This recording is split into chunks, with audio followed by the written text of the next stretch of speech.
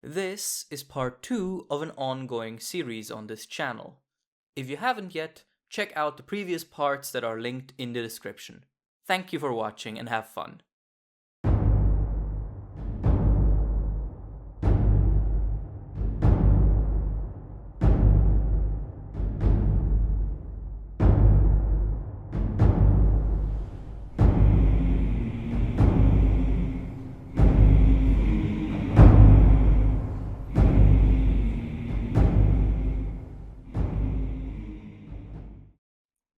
Now, we might have gotten out of Helgen in the previous section.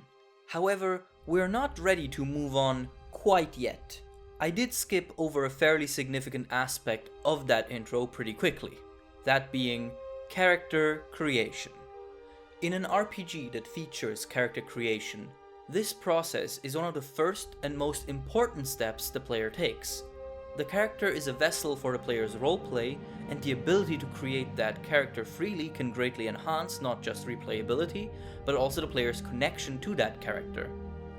But also, and more importantly, in the context of this video, many RPGs give the player the option to give their character certain talents, skills, and abilities right off the bat. That way, you can roleplay as someone who already has some ability in some categories, or that is predisposed to being better at some things while being bad at others.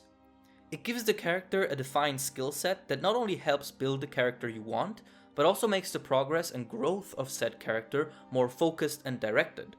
The most common example for this mechanic is the class system, where a player may choose a pre-made archetype of skill combinations like mage, thief, warrior, etc. That way, the character feels distinct and has both a purpose and a defined way of progressing throughout the gameplay. This part will focus on the creation itself, while the growth and leveling will be discussed in a later video. Now, to quickly freshen up what the Skyrim character creator actually is, let's go through it. You get to choose from 10 races and then decide how you look. That's it. That is all the choice you get. Yeah, let's dive into this. A character creator should ideally present you with various options to tailor your avatar in any way you see fit, both mechanically and aesthetically. But what matters most, even more so than the amount of options, is that the options are meaningful and have impact. Let me explain. I played as an orc. They look cool, and I had never played as an orc before in any game. Now, orcs are, in most stories and lore, seen as a warrior race that gets by with their impressive physical strength and affinity for combat. And sure enough, this description works in the Elder Scrolls lore as well. It even says so in the game. So, when I choose to play as an orc, how does the game express this affinity and natural talent? By a 0.045 difference in height, and plus 10s and plus 5s to various skills at the beginning.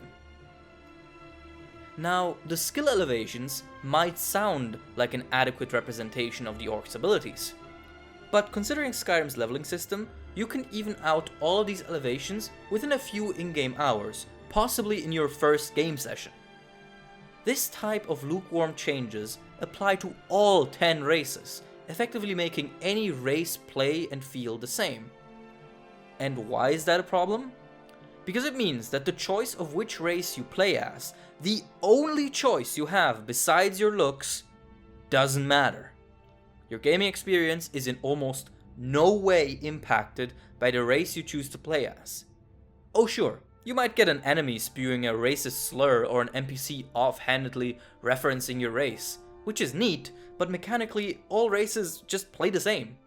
The only real difference are racial abilities, which, while an interesting idea, suffer the same fate as most interesting ideas in Skyrim. They are half-baked and mostly pointless. You can use most of them only once every 24 hours, which is a pretty severe limitation, yet none of them really give you any real and palpable advantage that would justify such a long cooldown. regenerate this stat quicker, do this faster, do this harder. They are all minute improvements over existing mechanics and stats, and have no unique or interesting effects that would make it feel more distinct. So, essentially, the only choice in character creation that could have had potential to be more than just an aesthetic choice ends up being an aesthetic choice and nothing more. The single most prominent and adequate word that comes to mind when looking at Skyrim's character creation is disappointing, with shallow and pointless taking the number 2 and number 3 spots. As one of the cornerstones of D&D and most RPGs, this design decision has always baffled me, especially considering that they had pretty much nailed most of these systems in previous installments. It doesn't help either that this pointlessness to Skyrim's character creation isn't just limited to the mechanical realm, but also the narrative one. There is no context as to why my orc is in Skyrim. Sure, I can make something up in my head, but there are no in-game options and prompts to choose or even hint at, maybe a previous life experience or story. Essentially, as far as the game is telling me, Shrek Jr. just magically materialized at the Skyrim border and was promptly arrested. There really is no indication of my character's past anywhere. And while that works for a blank slate protagonist, in a world like Skyrim, with ages and ages of lore and characters that clearly have stories dating back decades, it just feels off to have literally no say over what you might have been up to before you were kindly persuaded to have your cranium detached. This is compounded by the aforementioned fact that the world really doesn't give a shit about who you are and your race. You're never excluded or preferred anywhere. You might get a comment or two, but there rarely is any indication that the world is even aware of who and what you are. We will discuss why Bethesda chose this approach at a later date. For now, I want to focus on how one could improve this system, just how we did in the first part with Helgen.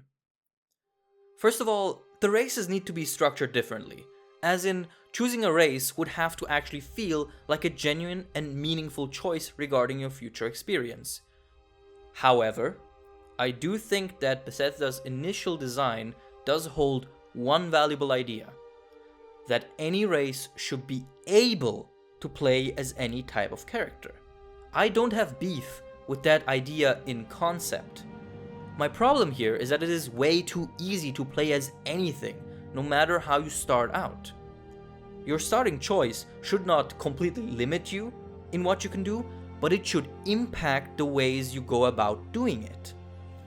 So, it's important to strike a balance between making the races unique to play as well as not completely limiting the player in only playing one race in one way. Additionally, I think that giving the player a reasonable amount of backstories to choose from, as well as a class or specialization, would go a long way in making each created character feel unique and transform the character creation process itself into a rewarding, meaningful decision and experience. So with all this in mind, I propose this. Races all get both bonuses and minuses to their attributes and skills. These would ideally be quite a bit higher and more severe as to impact gameplay more. So instead of plus 10s and plus 5s, maybe plus 20s and plus 10s and minus 10s and minus 20s. So my hypothetical orc would be incredibly gifted at combat skills and have high stamina, but piss poor base magicka and really low magic skills. If you think back at our tweaked Helgen intro from last episode, the aesthetic and racial creation of your character would still take place as it did in vanilla, after leaving the cart. After that, however, you enter the bureau for some administrative shenanigans. Here, you could be asked to A. describe your proficiency and abilities, and B. make a statement on who you are, what you have been doing, and why you came to Skyrim. This way, the racial bonuses can either be profited from or negated. Let's say my orc has lived his life so far as a warrior, his class, and spent it in a mercenary band, his backstory. This would increase his already high combat skills, thus creating a build that takes full advantage of his race. However, if I wanted to, for example, be an orcish mage, I could still do that. I could choose my class to be a mage, and my backstory to be that I had studied magic for years before. The resulting bonuses would counteract my orc's natural deficiency at magic skills and also lift them up high enough to justify him being a mage. That way, an orcish mage playstyle would still be viable, but it would require a bit more starting effort to properly build. He would, for example, still be lagging behind a naturally magically gifted high elf who also studied magic his entire life. But he would be more proficient at it than a high elf who didn't practice and study magic.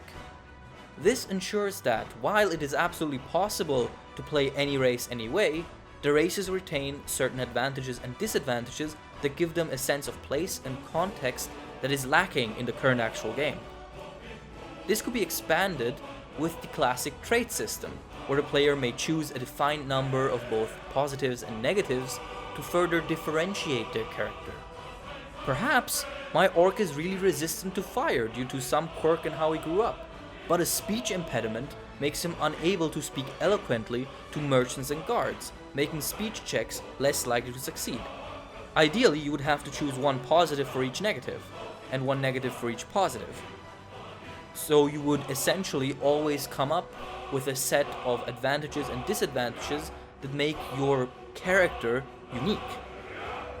This could then be elaborated on by race and skill checks throughout the game world. We will talk about skill checks in the skill and leveling video, so let's focus on the new and established race checks. In a medieval world like Tamriel, with 10 very different races living in close proximity, the notion that your race would never be a factor besides a few jokes and remarks is absurd. We, in 2019, live on this planet as one singular species, Homo sapiens sapiens, and we don't even manage that. So for a world where we have 10 races, some with vast differences in origin, culture and looks, to essentially look past race and never bring it up is almost childishly utopic. So in order to make this world feel organic and real, as well as making the choice of which race to play be more impactful, I think it is fair to include situations where the race you play as plays as a factor in how those situations play out. For example, enter Windhelm as a Dunmer? Congrats, you're getting harassed. Be a High Elf? Cool, have fun fighting off Stormcloak cells that want you dead for presumably being a Thalmor. Be a Khajiit? Well, hope you didn't want townsfolk to treat you with respect or trust you. But I don't think it should be all negative. For example, an Altmer would be accepted into Winterhold's college easier due to their well-known affinity for magic. Khajiit would be liked and trusted quicker by thieves due to their reputation, and so on and so forth. That way, you don't somehow forget which race you're playing mid-playthrough, as the choice of what race you play remains a factor in how you engage with the world, with its own benefits and negatives. One last thing I want to mention is how one could improve racial abilities, namely by expanding on them.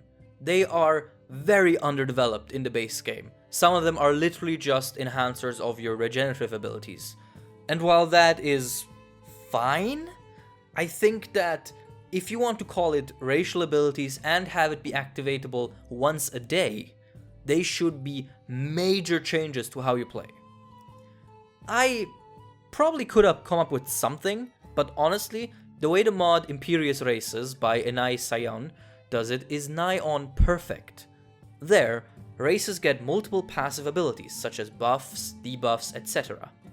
In addition, each race gets a simple, race-specific quest that, upon completion, rewards the player with an active, unique ability. For just one example, the Dunmer are known to be very in touch with their history and ancestry. So, in addition to the usual fire resistance, they get an ability that, every once in a while, marks a target that the ancestral spirits want dead.